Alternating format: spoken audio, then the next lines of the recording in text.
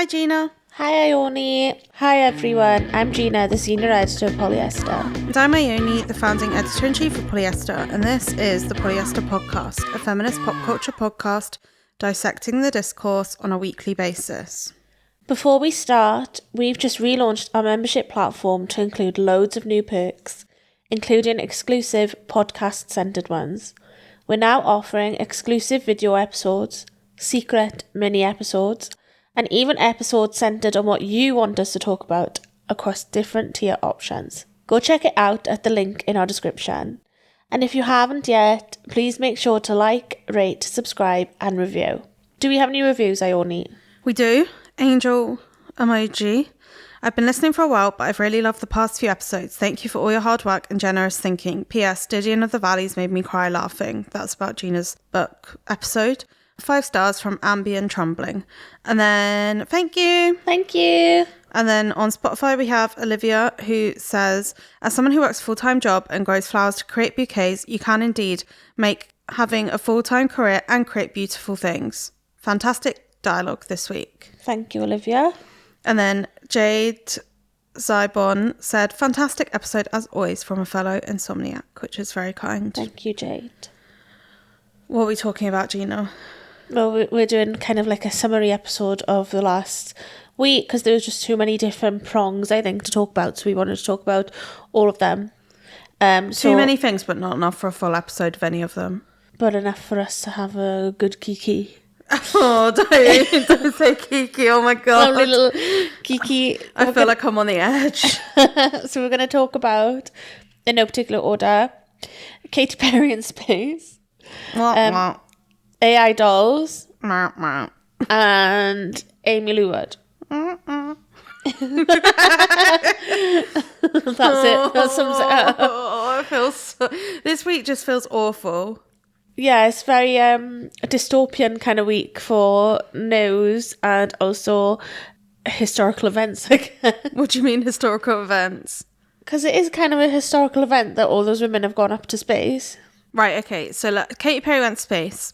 She went with 5, or was it 6 women? 5, I think.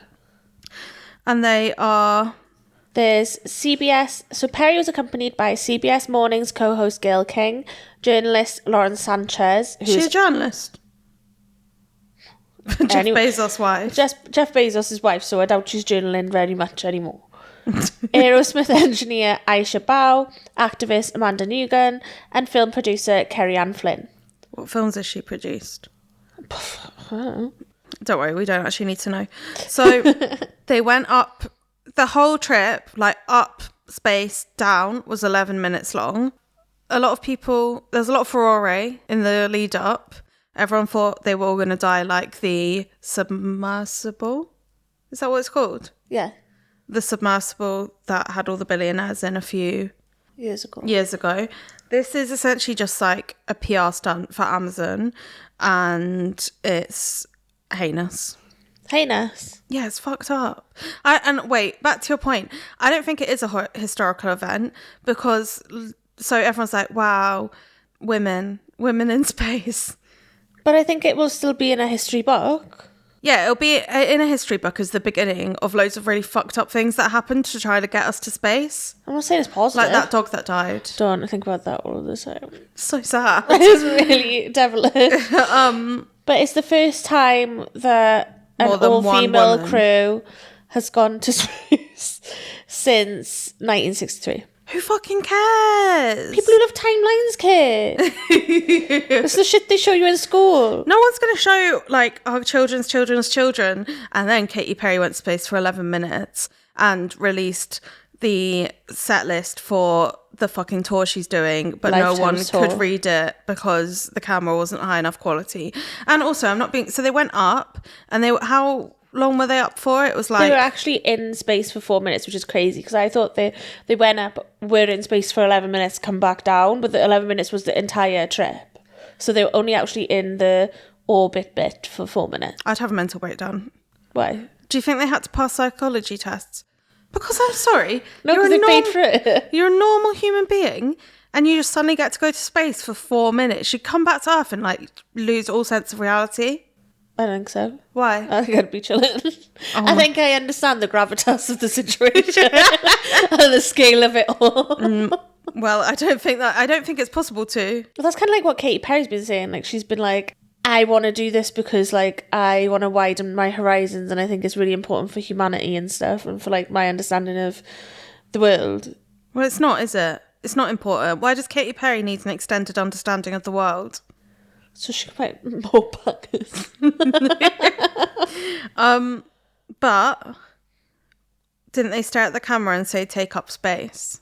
Yeah, so during the 4 mins, all the women turn. I imagine them all planning it as well. Like, you're in the queue and be like passing it down, being like, guys, when I say go, we're all gonna look at the cameras and we're gonna say take up space.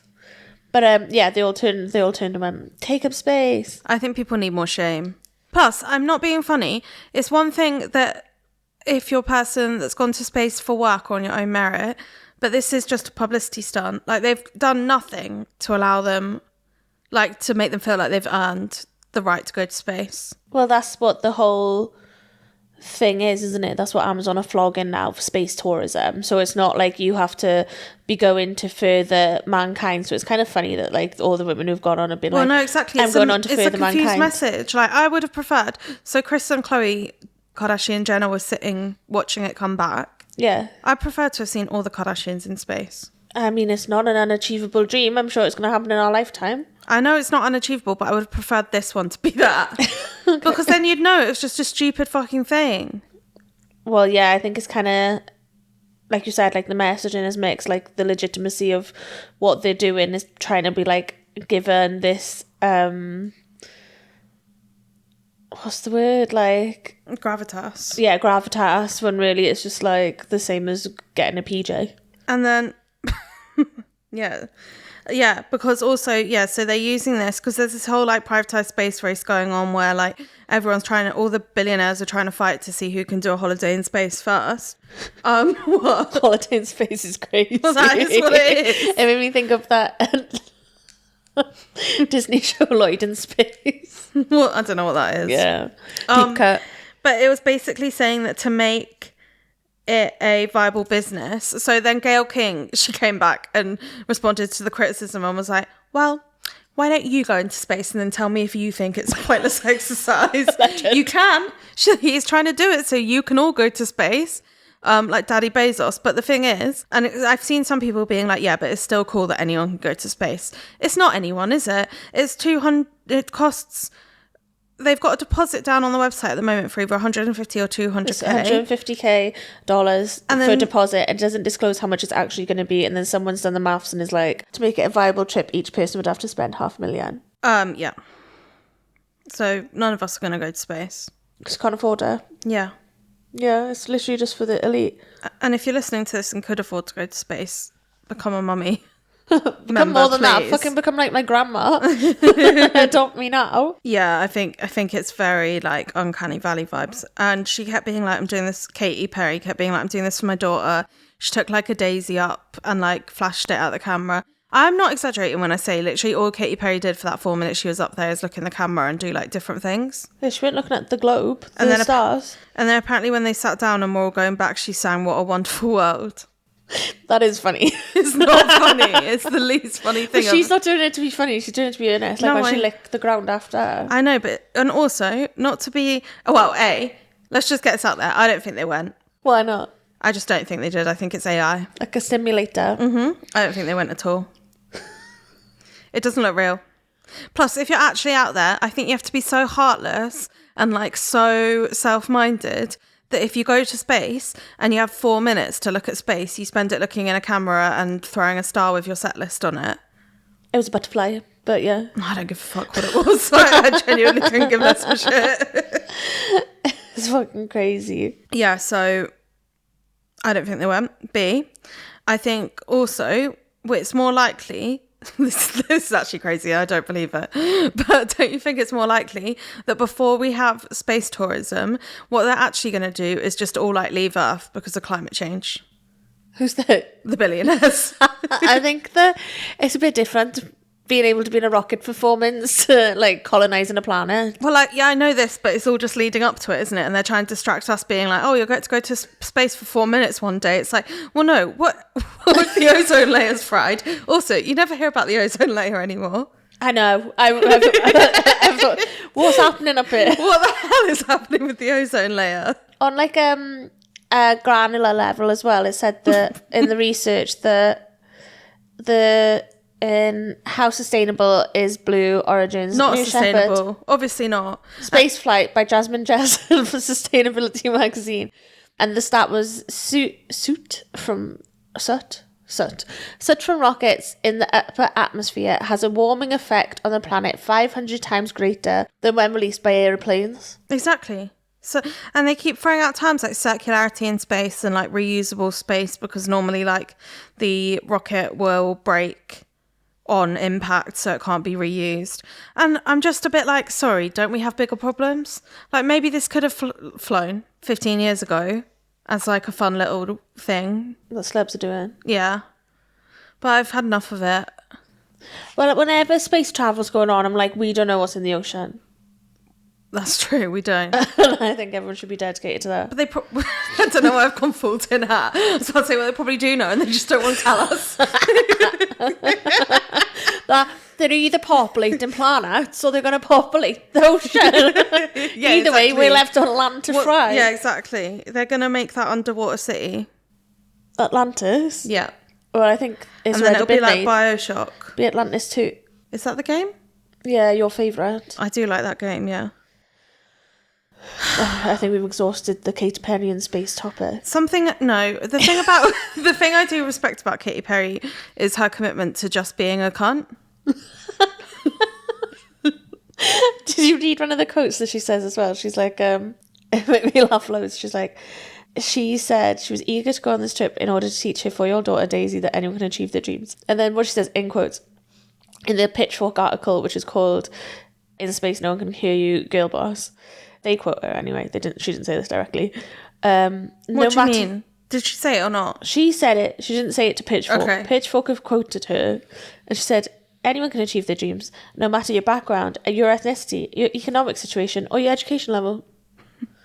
But right. My answer to this too was it even her dream to go to space? Well, she's saying that she loved... No, she said something fucking nuts. Let me find it. Because whatever she's saying, I don't even believe it. Like, I don't believe it was her dream. Wasn't it her dream to be a pop star? She said it was for the benefit of the earth.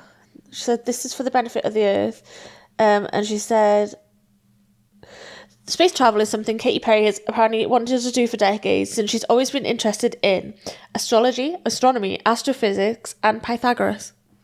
No, I don't believe it. Didn't she grow up in like a very religious household? They generally don't want to go to space. Well, she's clearly chatting Like her ass because she's Christian, just chucking fucking Pythagoras on Yeah, there. exactly. Who cares about Pythagoras? Well, Katy Perry. I don't believe it.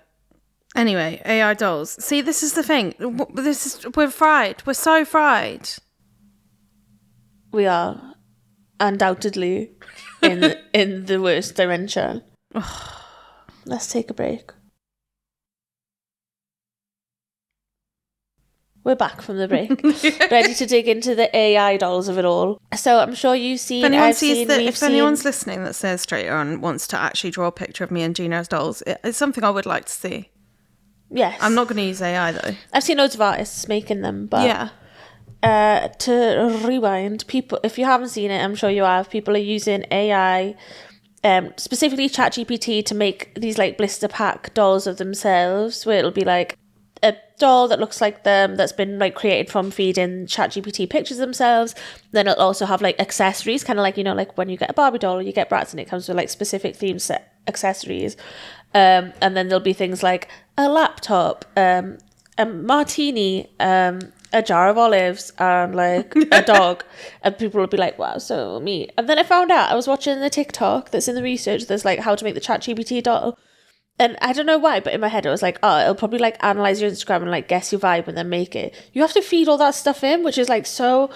Yeah, you have to be like, I'm Gina Tonic, I am blonde, I'm beautiful, and I've just made a book called Greedy Guts, and my interests include walking my dog Cherry, watching films, and Diamanteing Sunny's Angels.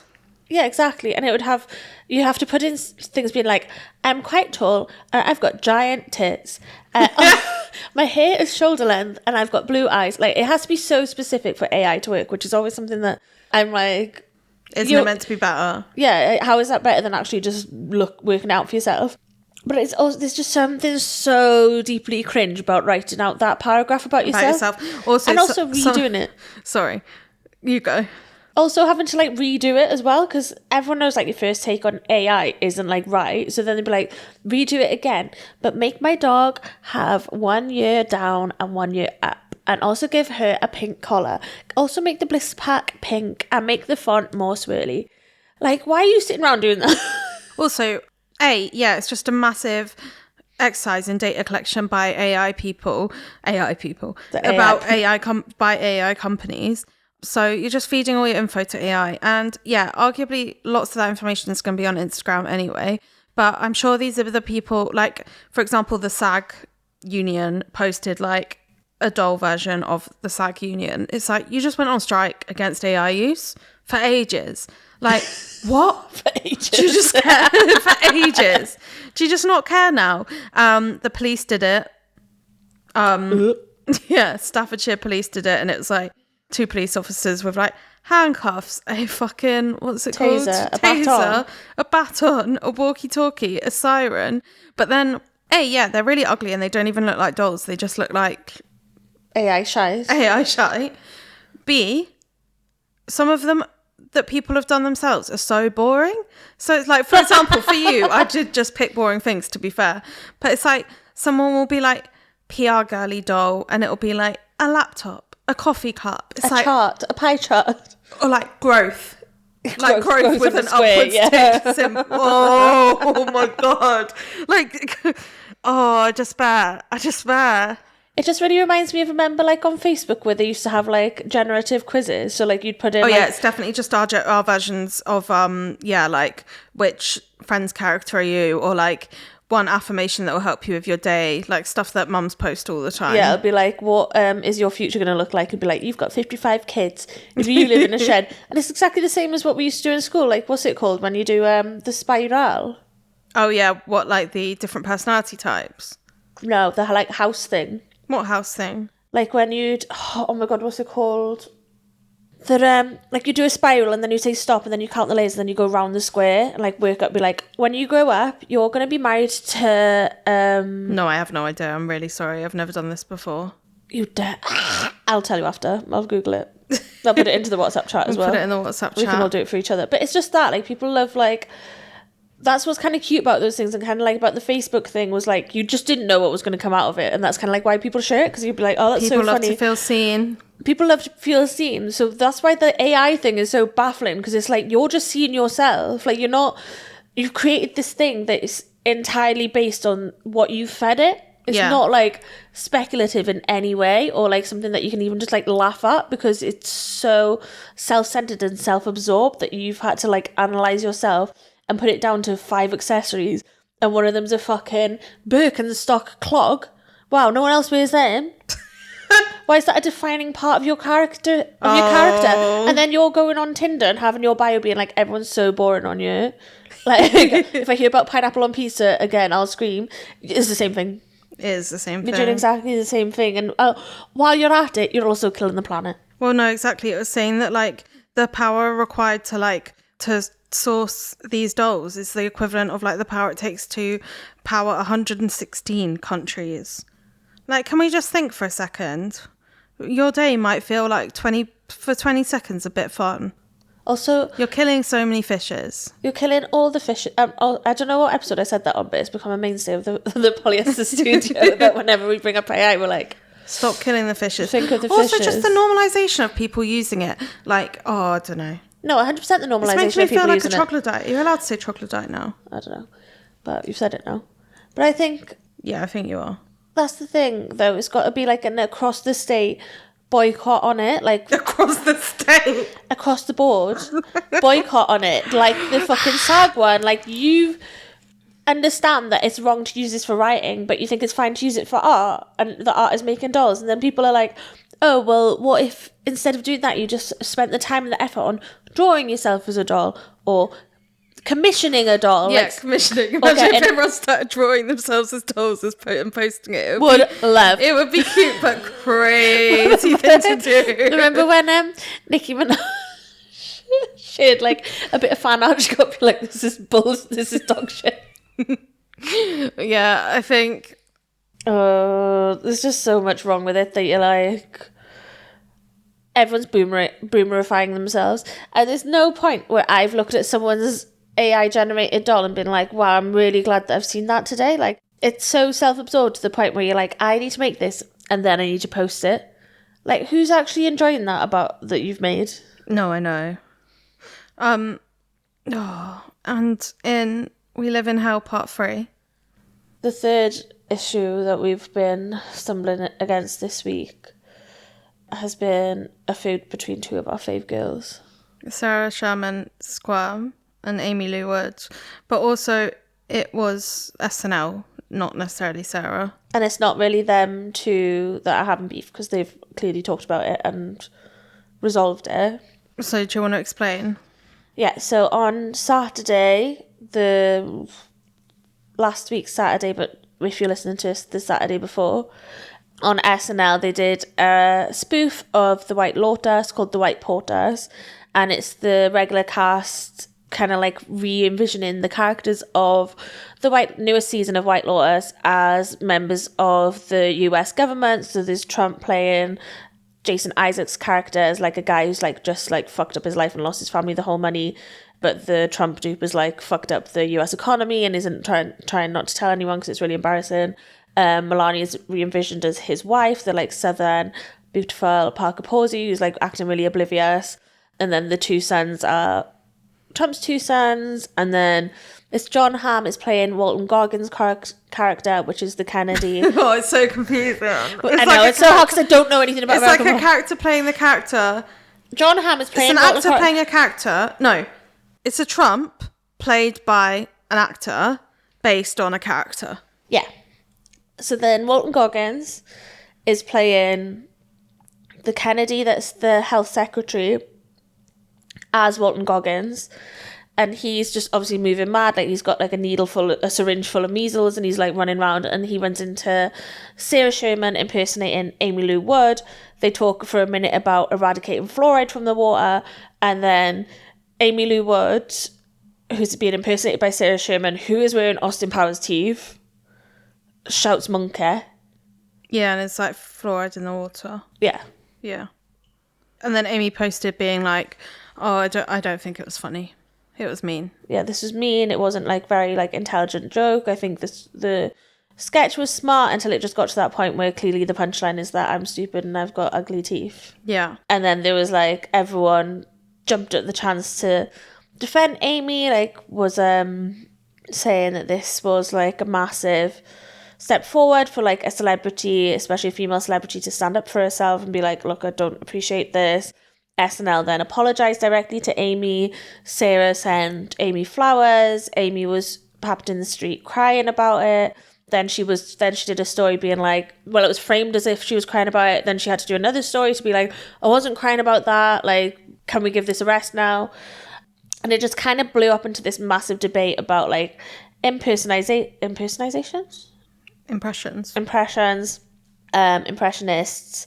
and the like, who are we actually like getting for with like punchlines? Because before that, the whole sketch is kind of like taking aim at the American government, and then it just kind of like landed on this one note about one woman's teeth. I don't even think it ended on that though. I only watched up until that point, but I don't think it ended on that. No, but it's kind of like that's where it kind of like stopped short. Yeah. Of being like a critical commentary on something that's political and did a U-turn and just started. I think British people just don't get SNL as well, so it's weird that they're doing a UK version. Yeah, but I think it's gonna be different. That's gonna be different. No, it's gonna be the same, but with British people. Yeah, but the sketches will be different. They'll be about like Margaret Thatcher and shit. Margaret Thatcher? That was so long ago. All right, well, they'll be about Keir Starmer then. You know what I meant? They won't, though, because British people are too, like, I don't think they would. They would. Spitting Image is literally famous. I know it is, but I don't think it doesn't exist right now, does it? Well, it's about to with SNL UK. No, I just think that, like, it's weird that, not weird, but, like, SNL is such, like, a cultural, how do you say behemoth? But, like, it's also so culturally removed from the UK. So, like, we know the people, but we don't necessarily understand the jokes or the sense of humour. And I think that's where, like, a lot of the stuff falls flat with British people in general. Well, that's probably why they're doing the British one, though. So, like, they do... No, I know, but I mean, in the case of Aimee, like, as well, it's like, well, that's... Well, A, it's not funny because it's about how you look. So, obviously, you're going to take that personally and be upset. But B, it's like, you know, if it was Keir Starmer or whatever, and it's like Bob Mortimer making a joke, then he'd probably be like, oh, I can take that in good faith because I'm English and I understand the context of the joke and this and that and that. Yeah, I think, like, when we spoke to our mate who's American, she was like, the thing is like, over here, like, it would be a massive honour to even be portrayed on SNL. Like, it's like validifying you as a celebrity, and it's something that people, like, would dream of having done to them. But because we're British, we're like, no, that was just someone being nasty on, like, American telly. Mm-hmm. So it is removed from the context, and I think that it is really important to understand that. I don't know, I think it's really important to be aware of that. Like, SNL should be aware of, like, the people that they're targeting's understanding of. Like, you can't just assume that everyone understands what your bit is. Yeah, but I guess, I don't know, I feel like when you're talking in that, there's a difference between just making a mean joke and making a bad joke and making a politically incorrect joke, but I feel like you can also get into the, like, it could swing the pendulum the other way where people are like, oh, you can't say anything about anything anymore, cancel culture is real, blah, blah, blah, blah, blah, blah. Do you know what I mean? It is real, and they have been cancelled. The thing is, as well, like, Aimee Lou Wood, like, I'm not trying to stop SNL existing. I'm just pointing out that was, like, a sexist joke and I didn't find it funny. Oh, I had something else to say, but my brain's gone. I just think, I hope people aren't going to use it to be nasty to Sarah. No. Because it's clearly not what Aimee Lou wants, and I think people always love to, like, pinpoint a villain. It's interesting, because then did you see, I just feel like teeth are so, well, obviously everyone knows this isn't going to be news. Teeth are so contentious to everyone at the moment. Like, we have, like, movies aren't good anymore because everyone has veneers. We have, like, British people have ugly teeth, which has existed forever. We have, like... turkey teeth. But then did you see Chapel Roan on Last Culture Easters for her, like, 1 minute? What's it called that they do? A 1 minute rant. Yeah. And she did, like, let people get bad veneers. If they like them, who cares? I was like, oh no, this timing.